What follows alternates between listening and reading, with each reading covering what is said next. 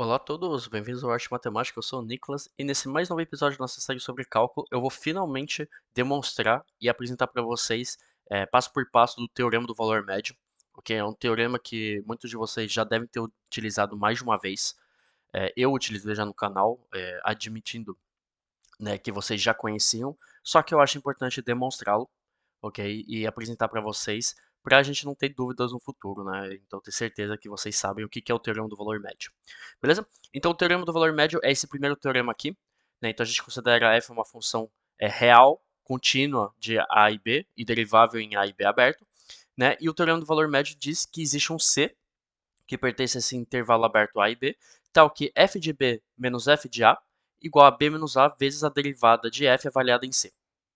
Beleza? Então a gente vai ver geometricamente o que isso significa. Obviamente a demonstração não vai ser geométrica, mas eu vou mostrar para vocês o que isso significa geometricamente, tá? Então tem a ver com a tangente e a secante do nosso gráfico, beleza? E o segundo resultado é uma consequência do teorema do valor médio, né? Só que é uma consequência que se mantém para os complexos. Né? Na verdade, o teorema do valor médio por si só, ele não se mantém para os complexos, né? Porque a gente não tem a garantia que a gente vai ter unicidade da derivada de f avaliada em c. Né? A gente pode ter f de c1, f de c2, mas nada diz que c1 é igual a c2. Então, nos complexos ele não se mantém. Né? Mas a desigualdade, que eu pessoalmente chamo de desigualdade do valor médio, tá? Mas ela não tem um nome oficial, vamos dizer, ela se mantém para os complexos. Né? Então diz que se f for uma função complexa, obviamente real também, né? Contínua em a e b e derivável em a e b, né? A gente vai ter um grande M que pertence aos reais, tal que o módulo da derivada de f seja inferior ou igual a m, né? Nesse mesmo intervalo. Então isso implica que o módulo de f de b menos f de a vai ser inferior ou igual a m vezes o módulo de b menos a. Beleza? Obviamente isso se mantém para os reais, né? Só que em vez de módulo a gente chama de valor absoluto, né? E isso daqui é o que a gente chama de caracterização Lipschiana de uma função real, né? Então, por exemplo, se a gente conseguir majorar essa diferença aqui para um 4, a gente fala que essa função real é 4 Lipschiana, tá? Então isso é uma noção que talvez eu fale no futuro, mas é um ponto cultural só. Mas ele se mantém para os complexos também. Beleza? Então eu vou demonstrar os dois, a gente vai ver dois exemplos, então vamos lá. Então vamos demonstrar o teorema do valor médio, ok? Então a gente vai considerar uma reta L de x, ok? Então é um truque, vocês vão ver que vai funcionar bem, mas tem que ter essa ideia. Então a gente vai considerar uma reta L de x, uma função, né, que no caso vai ser uma reta, que vai ser f de a mais f de b menos f de a sobre b menos a vezes x menos a. Então vocês veem bem que isso daqui é realmente uma reta, né? A gente tem um ax mais b aqui, né? Então aqui a gente tem um coeficiente diretor. Então a gente reconhece aqui que é uma função afina, beleza? E eu vou considerar uma função g de x, que vai ser igual a f de x, então a função que a gente considera que é contínua, etc, etc, né? Menos essa reta aqui, então menos L de x, ok? Bom, por consequência, g de x ela é contínua em a e b, ela é derivável em a e b, e a gente vai ter g de a, né, que igual a g de b, que igual a zero, beleza? Por quê? Porque vai ficar f de a menos L de a, né? Então vai ficar f de a menos f de a, aqui isso daqui tudo vai dar zero, então dá zero. Mesma coisa para b, vai ficar f de a mais, então isso daqui dá zero, né? Então tudo isso daqui igual a zero, beleza? Então a gente tem uma função que é contínua derivável tal que g de a é igual a g de b. Então a gente pode aplicar o que a gente viu no último vídeo, que é o teorema de Rollo. Beleza? Então o teorema de Rollo nos diz o quê? Que existe um ponto C que pertence a esse intervalo aberto A e B, tal que a derivada de g avaliada em C vai ser igual a zero. É isso que a gente viu no vídeo anterior. Beleza? Só que a derivada de g avaliada em C é igual à derivada de f avaliada em C. Ok? Então vocês derivam, é, vocês fazem a derivada, vocês vão ver que vai dar o mesmo, né? Daí vocês fazem a derivada de L de x, vocês avaliam em C, vocês vão ver que vai funcionar. Então temos a derivada de g de C que é igual à derivada de f em C, ok? No caso, menos, né, porque tem todo esse termo aqui, né? Então vai ficar menos f de b menos f de a sobre b menos a. Né? E tudo isso daqui é igual a zero, né? Porque se temos a derivada de g de c que é igual a zero, tudo isso daqui é igual a zero. Né? Então isso daqui implica que a derivada de f avaliada em c vai ser igual a f de b menos f de a dividido por b menos a. ok? Então, isso daqui é a mesma coisa que eu escrevi aqui, só que eu isolei f de b menos f de a, né? Então, aqui a gente vai ter b menos a vezes a derivada de f avaliada em c. Então, aqui a gente já demonstrou o nosso resultado. Beleza? Então, a gente vai ver um exemplo aqui. Então, vou fazer um exemplo de maneira analítica e depois a gente vai ver geometricamente o que isso significa. Então, vamos aplicar o teorema do valor médio para essa função cúbica, né? Então, f de x igual a x ao cubo, tal que x pertence entre 0 e 2. Beleza? Então, o primeiro passo para você aplicar o teorema do valor médio é calcular f de b menos f de a sobre b menos a. Ok? Então, a gente vai ter que f de b menos f de a sobre b menos a, vai ser igual, então, a f de 2 menos f de 0 sobre 2 menos a, então 2. Né? F de 2 igual a 8, né? Menos 0, 8 dividido por 2. Isso daqui vai ser igual a 4. Beleza? Então, de acordo com o teorema do valor médio, a gente sabe que existe. Bom, isso daqui obviamente é contínuo derivável, né? Então eu não falei, mas é importante vocês se lembrarem disso. Então a gente sabe que existe um c que pertence entre 0 e 2, tal que a derivada de f é avaliada em c, né? Então a derivada de f avaliada em c vai ficar 3c ao quadrado, vai ser igual a 4. Ok? Vai ser igual a tudo isso daqui. Beleza? Então isso implica que c igual a 2 sobre raiz de 3. Né? No caso, raiz de 4 sobre 3, então fica 2 sobre raiz de 3. Beleza? Então a gente achou o ponto C. Esse é o objetivo do teorema do valor médio. Agora vocês podem se perguntar, ok, mas o que é esse C? Para que isso serve? Né? Então, geometricamente, f de b menos f de a sobre b menos a é a inclinação da secante do gráfico entre a e b. Então, se a gente tem um gráfico aqui entre a e b, né? No caso, eu escrevo b aqui, né? B. A gente vai ter a inclinação da secante entre esses dois, então a inclinação aqui, né? Que vai ser igual a isso daqui. Beleza? Então, o teorema do valor médio nos diz o quê? Que existe um ponto C, tal, né? Então, existe um ponto C, por exemplo, aqui, um ponto C, tal que a tangente que passa por esse ponto C vai ter a mesma inclinação. Beleza? Então, eu fiz um desenho mal feito, vamos ver num aplicativo de gráfico. Então, aqui estou mais uma vez no Desmos, tá? Bom aplicativo, não tão complicado de utilizar, bom aplicativo para vocês verificarem as coisas. Então, aqui eu plotei esse gráfico vermelho aqui, f de x igual a x ao cubo, né? Eu limitei ele entre 0 e 2, porque é o nosso caso de estudo, beleza? Eu fiz o ponto A e o ponto B, né? Então, os extremos da nossa função aqui, beleza? Calculei o coeficiente diretor da secante, então m, então isso daqui é igual a 4, como a gente já tinha feito.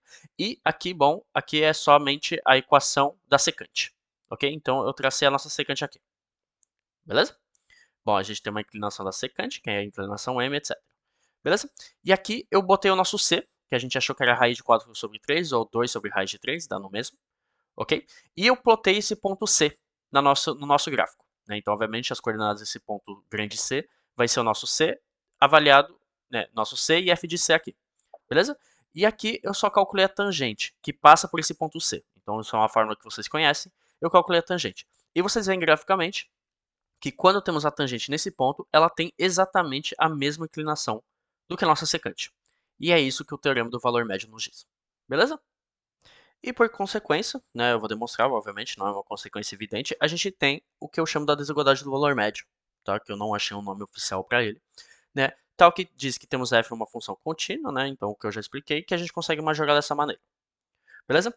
Bom, normalmente na faculdade ou no ensino médio, dependendo do tipo de ensino de vocês, vocês têm o caso simples dessa desigualdade para os reais, né? É um caso que simplifica bastante e que ele nos aporta bastante, é uma técnica bem importante para o futuro, ok? Que seria o caso se f for C1 entre A e B, obviamente f real e C1.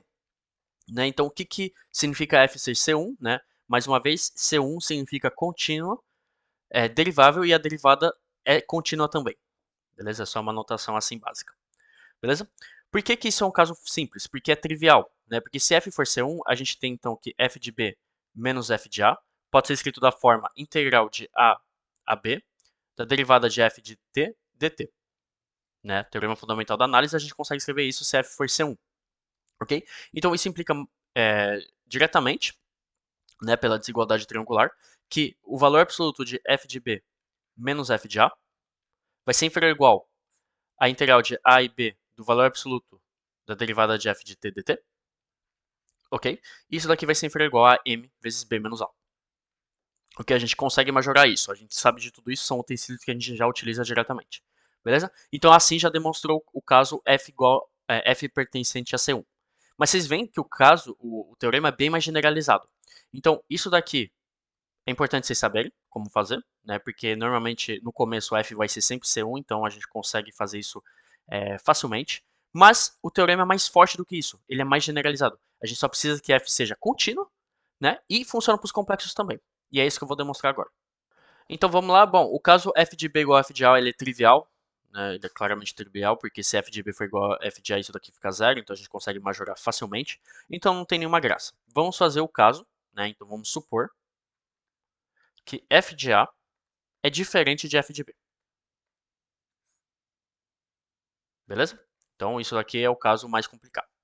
Ok? Eu vou considerar, como a gente está nos complexos, a notação usual é ômega. Então eu vou considerar um ômega que é igual a f de b menos f de a dividido pelo módulo, então não é mais valor absoluto, né? Estamos nos complexos, então é o módulo de f de b menos f de a, ok?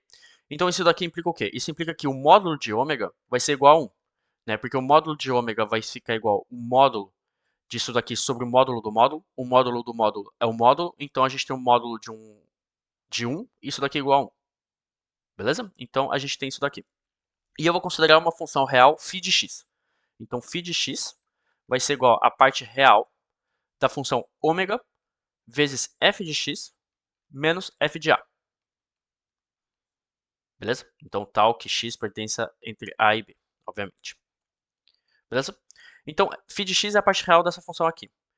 Bom, por consequência, φ é contínuo entre a e b, né? E derivável entre a e b. Então, a gente tem que a derivada de φ de x, isso implica que a derivada de φ de x, igual à parte real da derivada disso. A derivada disso vai ficar ômega vezes a derivada de f de x. Ok?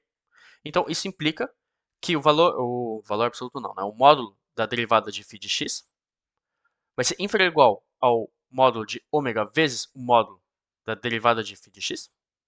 Ok? Então, desigualdade triangular aqui. Ok? E isso daqui a gente consegue majorar por um valor m. Beleza? Então, eu consegui majorar a derivada de φ de x por m. Beleza? Então, como φ é uma função real e a gente já demonstrou o teorema do valor médio nos reais, eu posso utilizar o teorema do valor médio em φ. Beleza? Então isso daqui implica que existe um C que pertence entre A e B, tal que φ de B menos φ de A igual a derivada de φ avaliada em C vezes B menos A. Ok? Então a gente tem isso daqui. A gente tem que φ de A igual a zero, né? E φ de B que igual, então φ de B, da maneira que ele é definido, né? Φ de A igual a zero, obviamente, né? E φ de B então vai ficar igual à parte real de ômega vezes f de B menos f de A. Ok? Só que ômega vezes f de b menos f de a igual a o módulo, né, da maneira que ômega foi definido, igual ao módulo de f de b menos f de a. Ok? Então vai ficar a parte real do módulo de f de b menos f de a. Ok? A parte real do módulo é o módulo, então isso daqui é igual ao módulo de f de b menos f de a. Ok? Então, o que eu demonstrei aqui, né, de acordo com o teorema do valor médio, eu demonstrei que o módulo de f de b menos f de a é igual ao módulo da derivada de φ avaliada em C, ok? Vezes o módulo de B menos A, ok? E isso daqui é inferior ou igual a M vezes o módulo de B menos A, né? Porque se temos isso daqui, né, a gente multiplica por B menos A, então isso daqui a gente multiplica por B menos A em módulo. Então a gente tem isso daqui. Então a gente acabou demonstrando a desigualdade do valor médio. Beleza? Então não é uma demonstração fácil. Por que ela não é fácil? Porque a gente tem que considerar esse daqui, isso daqui, esse ômega, né, tal que o módulo dele seja igual a 1, e isso daqui não é muito simples de tirar da cartola, mas assim que vocês têm isso daqui e vocês pensam em avaliar a parte real para a gente conseguir voltar para o teorema do valor médio, a gente consegue demonstrar de maneira até que simples, beleza? Então vamos ver um exemplo simples, tá? Vai ser mais uma técnica de cálculo aqui para vocês aprenderem. A gente quer utilizar a desigualdade do valor médio nessa função complexa exponencial de x entre 0 e grande T. T seria aqui, se vocês são bons em física, seria o nosso período, né? Porque exponencial de x, no caso, uma função sinusoidal, né? Bom, isso daqui está em complexos, então é um círculo, mas isso daqui é um círculo trigonométrico, mas se vocês pegam a parte real e a parte imaginária, vocês têm o seno e o cosseno, né? Então é muito bem vindo a gente ter um período aqui, beleza?